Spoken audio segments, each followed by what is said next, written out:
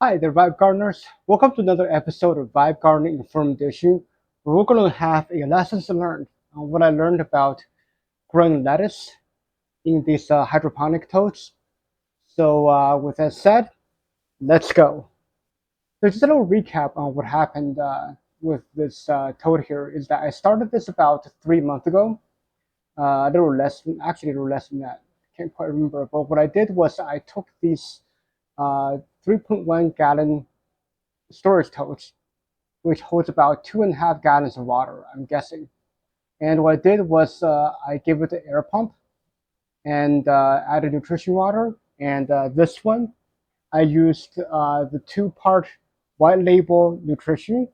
And this tote here, I used the MaxiGrow, General Hydroponics MaxiGrow in here. And I wanted to know how they did. And compared to my previous experience, what I did was instead of basically letting the instead of cutting everything at once for each one of the lettuce, I did a what's called a cut and come again harvesting technique, where I harvested only the outer leaves and left some of the inner leaves in the crown. And so I'm going to go over kind of like the different things I learned about it and show a little bit of the root health and everything underneath. So yeah, right now these vegetation they're coming up to their last harvest tomorrow. I'll host Bible study, and I'll be harvesting it for some Saturday for them. And so that's why we're doing this now.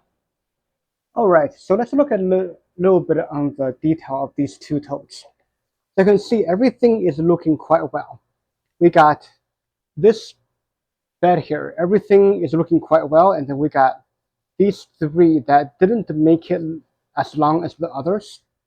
And I think everything else, and then I think also this one back here didn't quite live as long as I'd expect.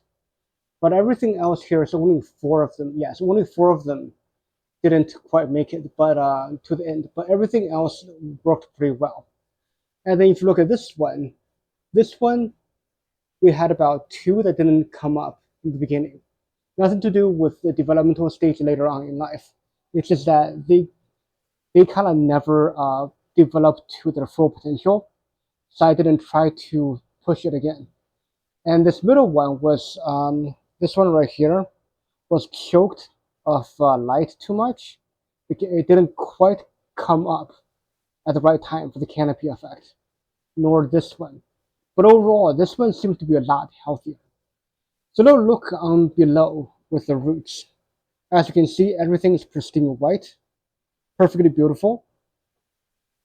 And then on this side, as you can see, it's also quite beautiful, though these this one with the one that didn't quite make it, they're basically rotting away, the roots, and affecting a bit of slime on this one. Even though on the top, you see this one is growing quite fine. Because I think in here, there was a dead one in here somewhere. It's multiple lettuce coming out at the same time. So overall, they all look good. But the one thing that I noticed was that the General Hydroponic MaxiGrow yielded better looking plants in the long run. And as we can see here, they both were started about the same time. And even though the white label two-part nutrition did quite well, it just didn't produce nearly the level of beauty and vigor that these guys created. So another thing that happened with these guys is that I've noticed that the pH management was very crucial. In that once I've actually in the beginning, because of the pH um, meter problem I had with a pH and EC meter, the video I did describing the problem, when the pH got too low, obviously things didn't quite work out. And but when the pH got too high as well, the growth stopped. So essentially, I discovered that it's true that you need to keep the pH between 5.8 and 6.5. If it drops too low or too high, the growth on these lettuce will essentially stall. I didn't exactly see too much of a detrimental effect on these guys, but it was pretty apparent that having the right pH mattered quite a bit. So another big thing I've noticed when I was growing these things is that this is the sixth harvest I'm going to be having. Now, when I did a cut everything and at once, I had at the best three harvests before things were just growing too slow for me to continue the crop. But here with the cut and come again technique, we're only harvested the outside of it. We're literally getting a sixth harvest, and the yield is very comparable because when I do the cut and come and go technique, I'm harvesting still about 75% of what I would be harvesting normally. And I discovered that the more leaf you leave behind, obviously, right, the faster it's going to grow back. And it's also going to be less shock on the plant, given the ability and the vigor to keep producing well into its life. So I definitely will be, it's going to be a little bit more effort, but I do find the reward of doing the cut and come and go, cut and come again technique to be way better than just cut everything in at once.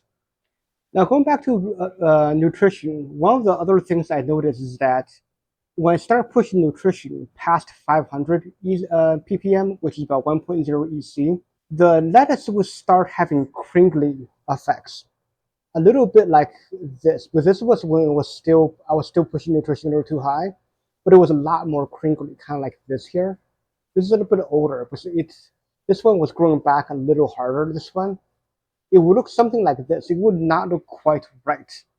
But once I dropped EC back below 500, ideally between 3 and 400 ppms, or about zero point 0.6 to zero point 0.8 EC, the lettuce grew much better. As a matter of fact, I don't really think it matters too much if you drop the ppm to 250 or zero point 0.5 EC, but I did notice that at a higher level, above 300, I was getting significantly faster growth. And this right here, you're seeing this guy, these two both ended their life above 400 ppm. And this one naturally dropped below 400 ppm. And it was essentially as you can see, it did better, but I believe it's also what's been happening with the MaxiGrow nutrition as opposed to the two-part white label nutrition.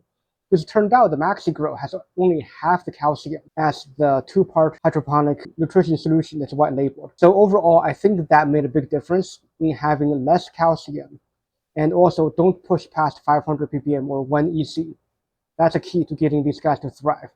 Now, honestly, I don't know how the commercial growers are able to get it to be about 1.6 or something like that. But honestly, from my experiment, I really can't ever get it past 500 before I start seeing a textural issue with the lettuce. All right, guys. So I hope that's a good lesson learned for you guys on what I learned from growing lettuce hydroponically this time around. And so the one thing that we want to conclude here is to say that for a fact that we don't want to push the nutrition past 1.0 EC or 500 ppm on the 500 scale. And it just was it was creating textural problems. And yes, my initial 250 ppm or 0.5 EC nutrition still worked, but optimal was between 300 and 400 ppm.